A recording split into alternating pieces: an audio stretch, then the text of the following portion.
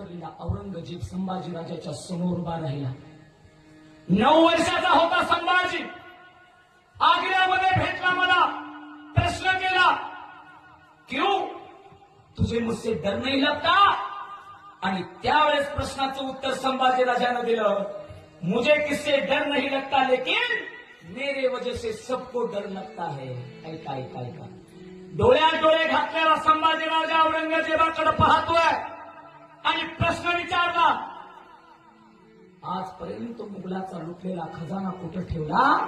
त्या प्रश्नाचं उत्तर देताना औरंगजेबाला माझा सर्जा संभाजी सांगतोय, औरंगजेबाला, औरंग्या, या महाराष्ट्राच्या मातीतल्या कणाकणाला आम्ही खजाना म्हणतो. या सह्याद्रीच्या रंगातल्या